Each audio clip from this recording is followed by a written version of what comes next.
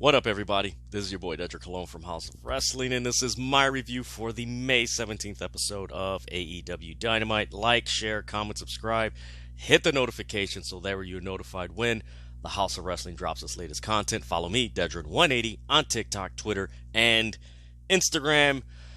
Man, it feels good to be back. Yes, I am back. I'm well. I'm healthy. Man, I got a lot of energy and excitement. Man, it's been a while since I last reviewed wrestling. There's a lot that's transpired in the world of professional wrestling that I haven't been able to talk about, but now I'm able to talk about because my shoulder's doing well. A lot of good things going on in my life, but man, it is so good to be back and talking about professional wrestling. And this episode of AEW Dynamite, this was one of the typical AEW Dynamites that if you're a big fan of AEW, you're used to the boom, boom, boom, boom, boom. It's, flying by. It's just fluid and everything. A lot of things are happening, a lot of things that are being built, and a lot of momentum leading to either the next show or, the next pay-per-view. So, man, I enjoyed this show. My match of the night was Chris Jericho and Roderick Strong. I gave this an A. For me, this was a better episode than the last few weeks. The last few weeks, there was a lot of good things in there, but it was just a lot of things that were just like, it just don't click with me. I see where they're going with that. The way it was presented, it didn't click with me, but I get the intent and the direction that they were going in. That I understand. That I'm like, all right, I'm cool with that. But the way they executed and presented is just like, man, I wish it was a little bit more intense, a little bit more aggression, a little bit more sense of urgency. This show had a lot of sense of urgency, punctuality, and aggression. Like, they got to the point. It wasn't sugarcoating anything. It was just boom, boom, boom, boom, boom. That's the type of wrestling that I like. And, man, this was fun. So, let's get into it. So, this review, before I get into this whole show and everything, so if you guys saw my previous reviews, I would give the results and all that stuff. I'm getting right to the point. You guys already know the results and everything. Results are going to be on the side, this side, this side, this side. You guys know where it's at. So let's get into this show. So we start off with Wardlow coming out. Him and Christian Cage, they brawl. He calls out Christian Cage and everything. And later on, after he's being attended to by the doctor and everything, Arn Anderson, confronts him. Hey, why wasn't I out there? And we're getting Wardlow and Christian Cage in a ladder match for the TNT title at Double or Nothing. I'm cool with this. Their stakes. Christian Cage, of course, his legendary matches in ladder matches, TLC matches with him, Edge, the Hardys, and the Dudley Boys. Very classic matches. So this should be really interesting. I believe Wardlow was in a ladder match last year. I think at Revolution with Hobbs. Yeah, I think it was him and Hobbs that were involved in the I forgot, the casino ladder match thingamajigga that was at Revolution last year. So this should be really interesting how they execute this match. Of course, most ladder matches, you got high flyers and everything. I don't know, this would be really interesting. Looking at how Wardlow wrestles, and of course knowing how Christian Cage has wrestled, I think we should anticipate this ladder match, being a similar style to how The Rock and Triple H had their ladder match back in SummerSlam 98, where it wasn't a lot of, near spots, Canadian destroyers, this, moonsaults or anything like that. With Wardlow, we might get it because he has done a few of those things in his matches, but I don't think he's going to do a lot of that in his matches. So I think the style would be reminiscent of the Rock Triple H ladder match in SummerSlam 98. If you don't remember that match, go check it out. That was a really good match. So I do think that match will have that style. The winner, I wouldn't mind Christian Cage being the new TNT champion. Excuse me, guys. So yeah, that's what I think will happen. It's going to be interesting if that does happen, if Christian Cage does take the title off Wardlow. Who does that set up next to take the title off of Christian Cage? Of course, I'll get into, the announcement of the new AEW show Collision, which that also plays into a lot of these championship matches at Double or Nothing, because the way everything was laid out as far as the speculation as how Dynamite and Collision are going to go, it's going to be interesting who's going to be next in line to get those title shots for those belts. But Wardlow Christian Cage ladder match at Double or Nothing, that I'm all for it. That started what this show ended with, where, like I said, there was a lot of momentum built towards Double or Nothing, and this was like, okay, this match is going to be interesting. All right, and it just kept on building throughout this show. Whew. We go from there to... Now, Jeff Jarrett hinted this months ago on Twitter when someone asked him about his wife, Karen Jarrett, appearing on AEW. And he said, stay tuned. I remember the tweet and everything. It was somewhat along the lines. And yes, Karen Jarrett debuted in AEW. Yes, his wife, Karen Jarrett. If you don't remember her, go back and watch Impact Wrestling. There was a big angle between Jarrett, Angle, and Karen, and that whole thing. And she was really... a visible presence on Impact Wrestling at that time. The way it went down, they were coming to the ring. FTR beat them up. They all ended up getting the upper hand. They threw Satnam Singh through a table, and he was there for a while. So Dax is looking to get Jeff Jarrett, the upper hand, and all of a sudden Karen Jarrett comes, gives him, hits him in the groin and all that stuff in another region, and they're celebrating. And I kind of hope that we don't get Jeff Jarrett and Jay Lethal as tag team champions. I hope we don't. I don't think so. One of the reasons why I don't think that will go down is because it was reported that Jay Lethal trademarked Black Machismo, which, if you guys remember Black Machismo in TNA Impact, he came out with the late great Lanny Poffo. It was homage to Macho Man Randy Savage. So Jay Lethal did trademark that, file a trademark for it. So if it does go through, I do anticipate his allegiance to, or alignment with Jeff Jarrett, Sanjay Dutt, and Satnam Singh might be coming to an end, which it should be coming to an end. I know a lot of people have a lot of criticism as far as why Jarrett, Lethal, Satnam Singh have such a heavy presence when you have all these other wrestlers on there. But of course, it goes back to Collision.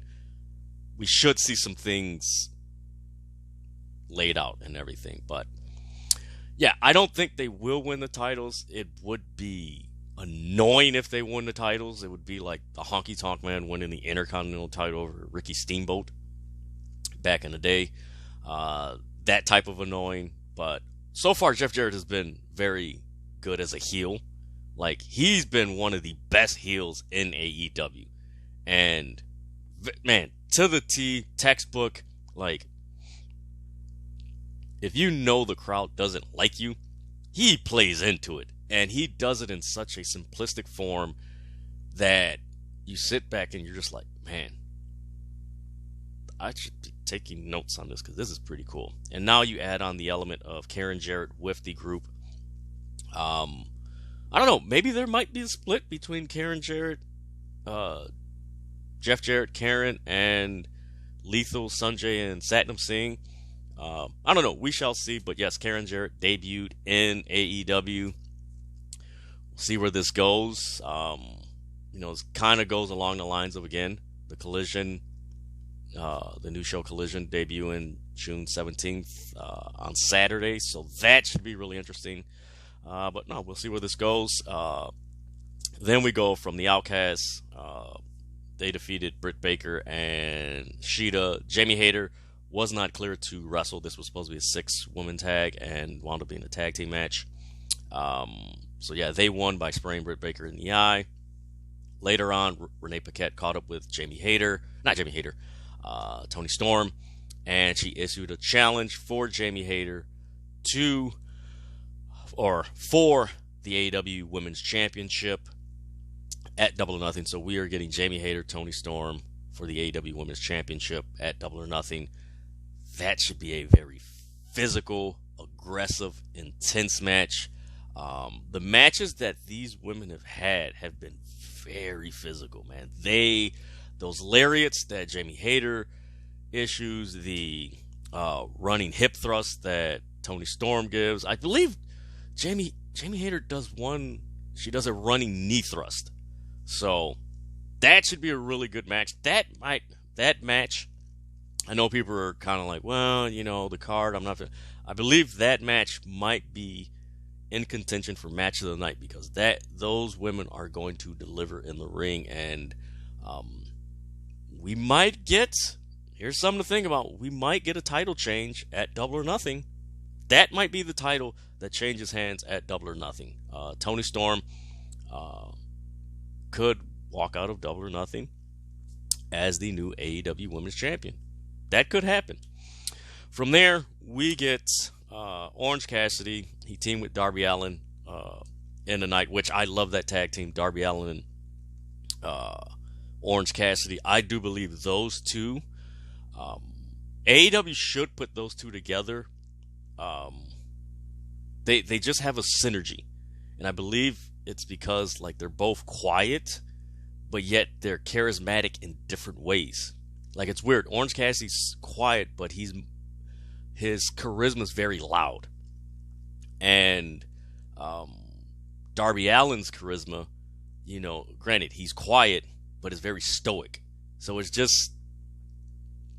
a perfect mesh. I loved it. I love the tag team match between them versus Lee Moriarty and Big Bill. But later on, Orange Cassidy, after his match, he had an interview with Renee Paquette, and he's like, you know what?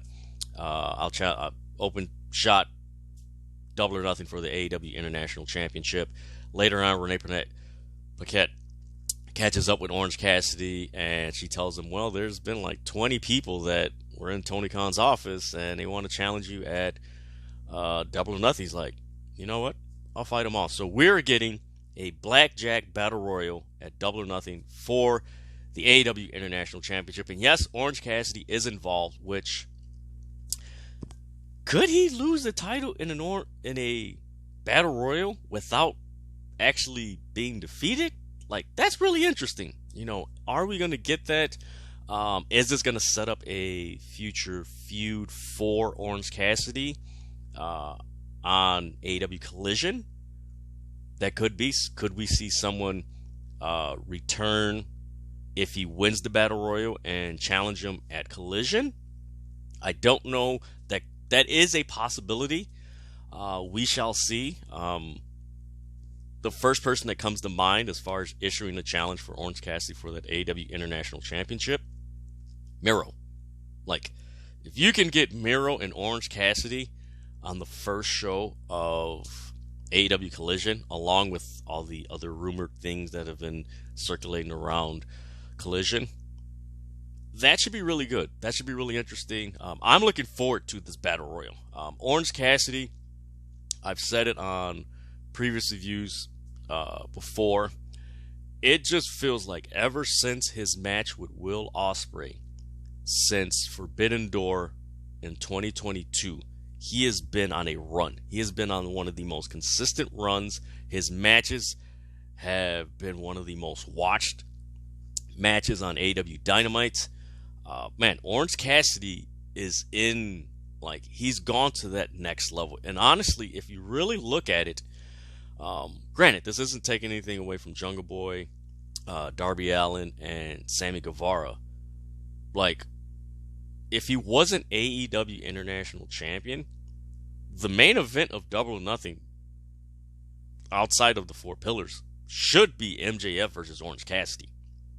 I believe that's a feud that they should pull the trigger on at some point this year, because there's a lot of story to tell with that, both with their characters and the character dynamic, the way MJF's character is and the way Orange Cassidy's character is. There's a lot of story to tell, and it's the preppy versus the slacker.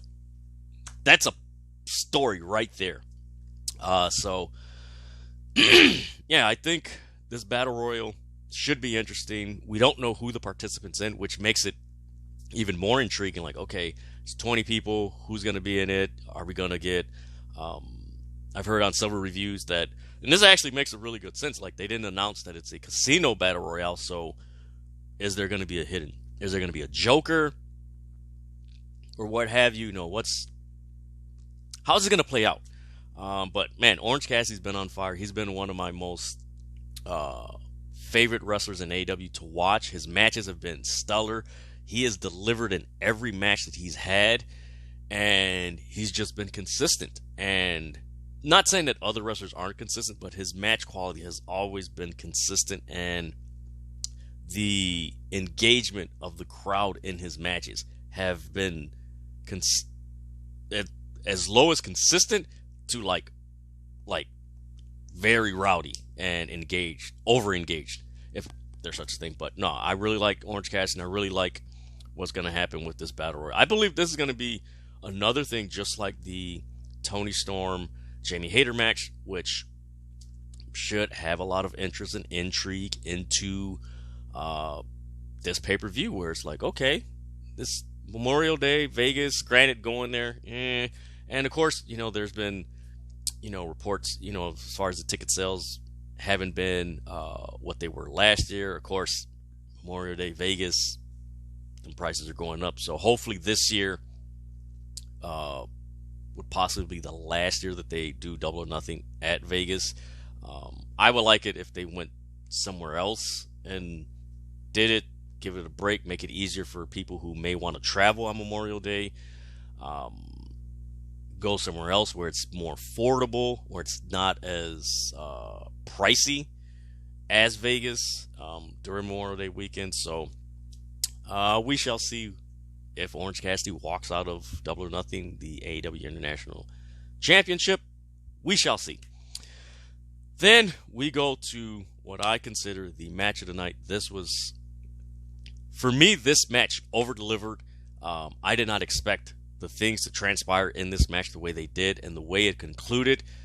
Man, this was, I will say, this was one of AEW's best Falls Count Anywhere match. Like, this was probably one of the best, if not the best match. The reason why I say that is because Jericho, Roderick Strong started off in the ring and went up the stairs. They were fighting through the crowd. Then it goes into the concourse. Then was it a soft ice cream? They start brawling and everything. Then they get to a point where they go through a staircase, and then they go like, okay, so you have the staircase going down here, and then there's a ledge here. So Jericho and Roderick Strong are wrestling here, and there's the ledge here. So you're watching, and I'm watching, like, okay, I hope nobody like tries to do a suplex, slips, and falls, because I'm looking, and I'm like, okay, there's another level there. I don't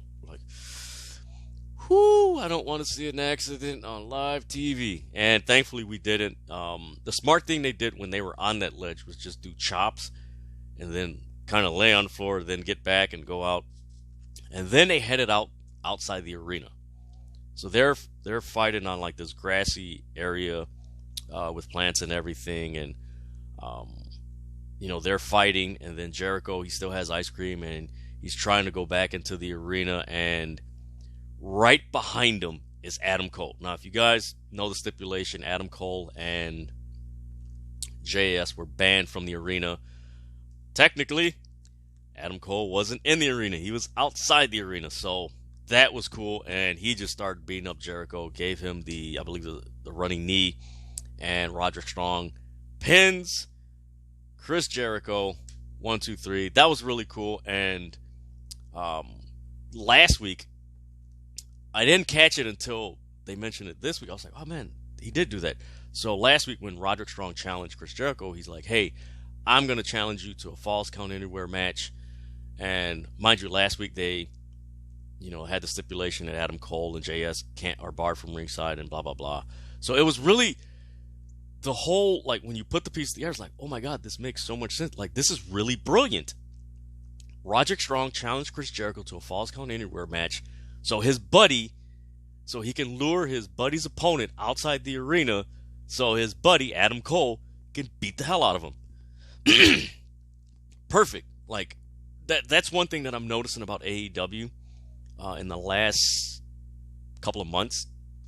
Granted, like I said, a few things that they've done on their show, that, the way it was presented is like didn't click with me, but overall, like they have been doing some really good storytelling, and the way they've told their stories have been really cool and very punctual, where it does leave room for, hey, we can go here, you can pivot and everything. This was really cool. I like this. This was one of my favorite matches this year on Dynamite, because of how they told the story and how it how AEW has been really doing subtle story arcing and everything. Like, it's been really good, and this was fun. I loved it. Roderick Strong, since he's debuted in AEW, it feels like he just has this renewed enthusiasm, passion, excitement. It's coming across in the ring, in his promos, his demeanor and everything, the way, the intensity in his moves that he's executing in the ring, and of course in this match outside the ring. Like, it's like, yo, this the Roderick Strong we loved in Undisputed Era back in the day, like a few years ago. Like, this is the dude we liked. Like, whoo, man, oh man. And hopefully Kyle O'Reilly is getting better and everything, because when he gets well and everything, now you bring those three back, and do we see Bobby Fish returning, and we got the Undisputed Era in AEW against the Undisputed Elite, which we were hoping for before everybody got injured. So it's like, we could have that at some point, either this year or next year. But again, hope Kyle O'Reilly is recuperating, and his health and everything is, his recovery is going well, and it's speeding up and everything. And it's tough what he's going through, but man, I hope he gets well, not just for coming back to the ring, but just health wise, because it's those injuries, neck injuries and anything like that, I dealt with a little bit. It's annoying, and it's very challenging, and it takes a toll on you mentally. So Kyle O'Reilly, if you watch this, get well soon, buddy. Hope you're having a speedy recovery. From there, we get Jack Perry versus Roosh match, and it ties into the Four Pillars match, because he wound up winning by roll-up, and Roosh, Jose the assistant, and Preston Vance, they're beating him up. Darby Allin comes out.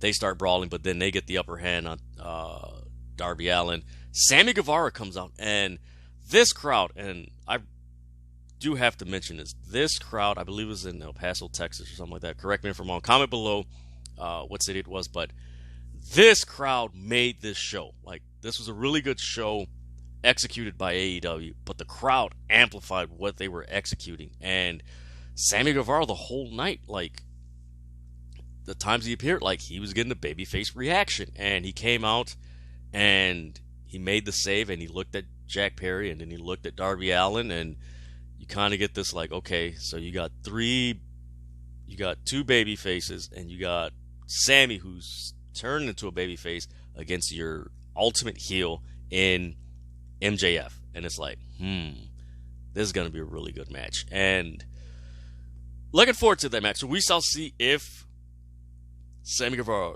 will eventually turn face, or is this just something to test and he still stays heel or what have you. But the Four Pillars match, I'm really looking forward to it. I believe that match, granted, the build to the match was somewhat clunky. I wouldn't say it's bad or anything. Granted, you did have that one segment where it was Sammy, Darby, and Jungle Boy giving their promos, and it didn't connect. It was like, okay, we got the first promo, which was, we didn't expect, but then the next time they spoke, it was just like, it didn't click. But I do think this match is going to over-deliver, and I would anticipate that after this Four Pillars match, granted, most people are anticipating MJF is going to win, but I do think this match is going to elevate Darby, Jack Perry, and Sammy Guevara, and Also, don't be surprised if we, they're teasing the Sammy Guevara face turn. Don't be surprised if we might get a Jack Perry heel turn. Could be a possibility. Never say never. I don't think it's going to happen, but don't rule it out with the way this story is being unfolded. But Sammy Guevara, is he a face turn? Comment below if you think Sammy Guevara is turning face or is it temporary or what have you. From there, we get what ended the night, and this was really cool. I am loving this Blackpool Combat Club versus Elite feud. This is right up my alley, man. I love when factions go to war. I love the Nation versus DX back in the day with The Rock and Triple H. I love the NWO, WCW. I loved the Horsemen versus Dusty Rhodes, Nikita, and the Road Warriors. Like that whole, man, I love it. I love it. I love it. I love it because it opens up the possibility of so many crazy matches and dynamics and everything, and you could just run it for longer than you could a singles feud. But man, this ending. So you get Don Callis. He comes out. Excuse me. Comes out and he's talking about how Kenny Omega was all about himself. I helped him break in. I helped him with the Jericho Wrestle Kingdom match several years ago. I helped him win the title. When he defeated Moxley and so on and so on. And Kenny Omega music hits. He comes out. He gets attacked by the Blackpool Combat Club. Bryan Danielson, man. This is the heel we should have gotten in WWE. This is the heel, not the green, was it the, environment-friendly heel? Like, that's not, I don't understand WWE's logic as far as having him like that, because it's just like, actually being concerned about the planet isn't a bad thing. Like, huh? And they tried to make him obnoxious, but this is the, man, all about wrestling. And man, I love this feud. And they jump Kenny Omega. Then they come to the ring, and then you have Kenny Omega. He's on the stage, and then the Young Bucks come out with weapons. And of course, commentary mentions, they're like, hey, it's 4 against 3. They're outnumbered. And right away, I'm thinking, man, is it going to be Kota Ibushi? Like, is it going to be Kota Ibushi? Is it going to be Kota Ibushi? And I forgot about Hangman Adam Page. So Hangman Adam Page comes out, and Kenny Omega hands him a broomstick. They go to the ring. They start brawling, and then eventually Hangman Page gets the mic. He's like, hey, we started this, we are the, man, what was the exact words he said? Paraphrasing, we are the blood of AEW. We are the elite. So the elite are back together. Hangman Page, the Young Bucks, and Kenny Omega, they're back together. And they announce that we are getting an Anarchy in the Arena match. So, like I said, the way this started with the Wardlow, Christian Cage ladder match announcement, then you go to the Blackjack Battle Royal, you get the Jamie Hayter, Tony Storm, and then the icing on the cake, the Anarchy in the Arena match, Blackpool Combat Club, the Elite. This is going to be very creative. This is going to be very interesting how they play this off. I'm looking forward to it. Last year's Anarchy in the Arena match between JAS, Moxley, who was it? It was Moxley, Ortiz, Kingston, and Daniel Bryan, which was kind of the beginning of the Blackpool Combat Club, which is really interesting because that seems to be the Blackpool Combat Club's match. So that should be fun. I'm looking forward to that match.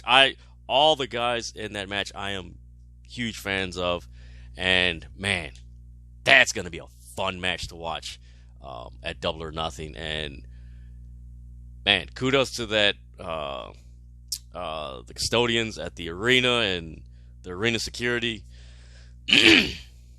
That's going to be a tough thing to manage, man. Like the crazy things that they're going to do, that's going to be interesting. What is Moxley and Bryan Danielson going to think of? What's Claudio going to do with, where is he going to swing someone? That's going to be interesting. What are the Elite and going to do to the Blackpool Combat Club? And now that I think about it, I think we should never underestimate that we did have the Stadium Stampede match, which was the Elite. So that should be interesting. You're getting the originators of this Arena Stampede match. This pretty much hardcore any Falls Count Anywhere match with the Elite, and then you have this where it upped the ante. So this should be really cool. This should be really creative. This should be a match that I do think people don't sleep on. This literally could be the match of the night at AEW Double or Nothing.